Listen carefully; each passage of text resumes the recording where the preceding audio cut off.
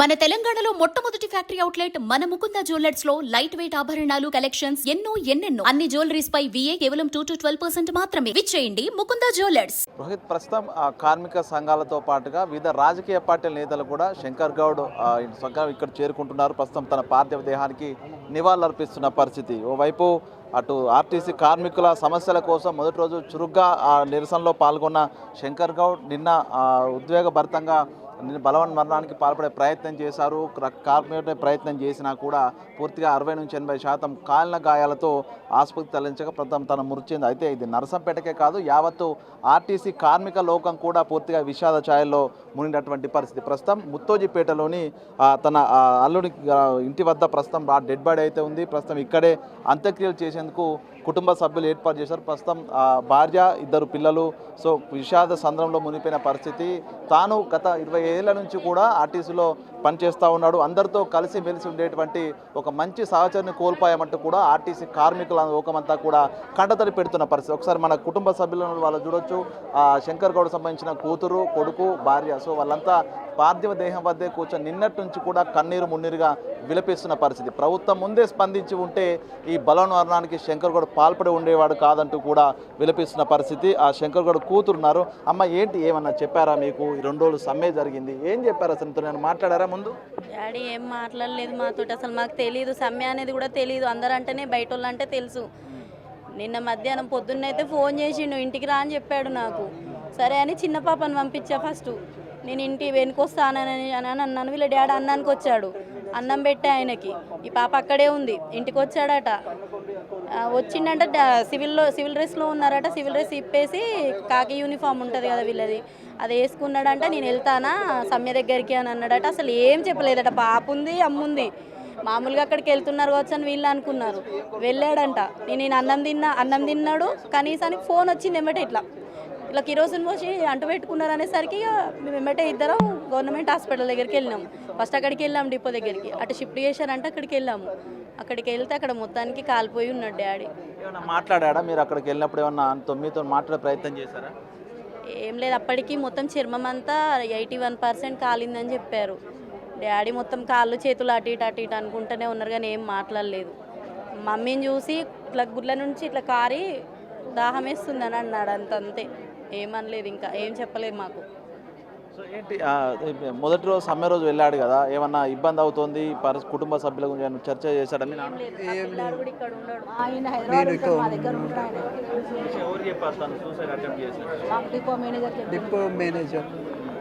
Depot manager చెప్తే నాకు కూడా 3 o'clockకి ఇన్సిడెంట్ జరిగింది అన్నారు.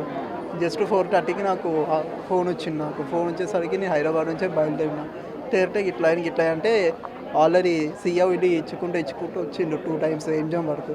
హైదరాబాద్ పోయినాక 2 times వేసిండు. 2 times చేసిన కూడా అయిపోయింది, చనిపోయింది. ఆ 10:30కే క్లోజ్ అయింది. చనిపోయిండు కదా, నాకు తెలిసినదే చనిపోయినా అనుకుంటాం. కానీ వాళ్ళు చెప్పింది 2:35 చెప్పింది కరెక్ట్ టైం. చనిపోయినాడు. ప్రస్తుతం శంకర్ గౌడ్ భార్య లత ఉన్నారు. అసలు ఏం జరిగిందమ్మా? మీతో ఉన్నాడు కదా, ఇంటికి వచ్చి మళ్ళీ వెళ్ళాడు కదా, సో ఏమన్నా మీతో చెప్పాడా? ఎట్లా? చెప్పలేదు. కాకపోతే ఏంటంటే నేను అన్నం తినిపోండి అని చెప్పిన. నేను అక్కడ భోజనాలు పెడుతున్నారు, మాకు వంట చేస్తున్నారు, తింటా అక్కడనే. కాకపోతే చల్ల చేసిపోయి అంటే చల్ల తాగిండు.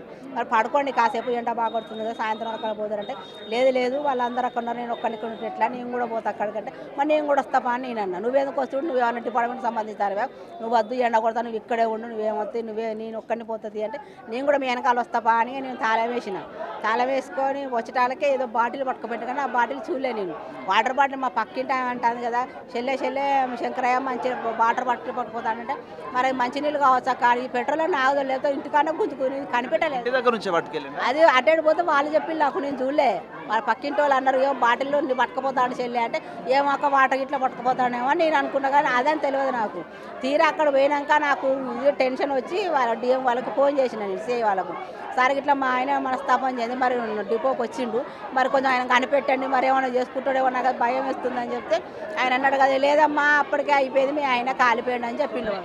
అంత్యక్రియలు చేస్తారా ఇవాళ? సో ఎందుకు ఆగుతున్నారు?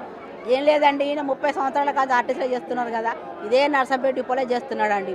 కొన్ని రోజులు మైబాద్లో చేసిండు, కొన్ని రోజులు హన్మకొండలో చేసిండు. పోయినా ఒక 2 నెలల కంటే ఎప్పుడు మళ్ళీ నర్సంపేటకే చెప్పించుకొని వచ్చేది. ఇప్పుడు 30 ఏళ్ళ కాంచి ఒక్క డిపోలో చేసినప్పుడు ఒక్క 10 నిమిషాలు డిపో పోతే ఏమవుతుందండి? వాళ్ళందరి గురించే కదా ఈయన కాలబెట్టుకున్నది ఎందుకు? ఆయనకి ఏమన్నా ఆస్తున్నదా పాస్తులు ఉన్నాయా? కాకపోతే ఏంటంటే నా కార్మికులు బాగుపడాలి, నేను పోయినామైతే నా కార్మికులు మంచిగా ఉండాలి, నా కార్మికులు గవర్నమెంట్లో కలపాలి, నేను పోయినా పర్వాలేదు అనే కదా చేసుకున్నది. అటువంటిప్పుడు ఒక 10 నిమిషాలు ఆడ పెడితే ఏమవుతుంది వీళ్ళకు? వాళ్ళకు కూడా కొంచెం పాపం డ్రైవర్లు కండక్టర్లు పొద్దుట 8 గంటలకు వచ్చిన మనుషులము ఇప్పుడు 3 అవుతుంది, వాళ్ళు ఓనిస్తలేరు, సేవాన్న ఆగమాగం చేస్తాను, ఒకటే గొడవ పెట్టుకుంటారు. మేము కూడా చెప్పినాం ఎట్లాగానే ఒక 10 నిమిషాలు తీసుకుపోండి సార్ అని చెప్తే కూడా వింటలేరు వాళ్ళు అసలు. మేము ఎట్లనే ఒక 10 నిమిషాలు ఉంచితే ఆయన తృప్తి ఉంటుంది కదా సార్.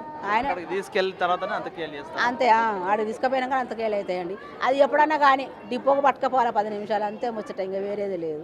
సో ఇది కుటుంబ సభ్యుల వర్షం ఈ విధంగా ఉంటే ఓవైపు రాజకీయ పార్టీలు ప్రతిపక్ష నేతలంతా కూడా ప్రస్తుతం ఇక్కడే పార్థివ దేహం ముందు బైఠాయించి నిరసన వ్యక్తం చేస్తున్నారు, ప్రభుత్వానికి వ్యతిరేకంగా నినాదాలు చేస్తున్నారు సిచ్యువేషన్. సో వాళ్ళందరూ ఇక్కడి నుంచి తరలించే ప్రయత్నం చేస్తూ ఉన్నారు, పోలీసులు వాళ్ళని ఇక్కడి నుంచి పంపించే ప్రయత్నం చేస్తూ ఉన్నారు. మాజీ మంత్రి సత్యవతి రాథోడ్ దాదాపు గంట సేపటి నుంచి ఇక్కడే ఉన్నారు, పూర్తి సంఘీభావం తెలిపేందుకు ఇక్కడే బైఠాయించిన పరిస్థితి. ప్రస్తుతం మాజీ మంత్రితో పాటు కార్మిక సంఘానికి సంబంధించినటువంటి కార్మికులందరినీ కూడా ఇక్కడే బైఠాయించి నినాదాలు చేసిన సిచ్యువేషన్. మొత్తానికైతే ఒక ఉద్రిక్త వాతావరణం ప్రస్తుతం ముత్తోజీపేటలో కంటిన్యూ అవుతున్న పరిస్థితి ఉంది.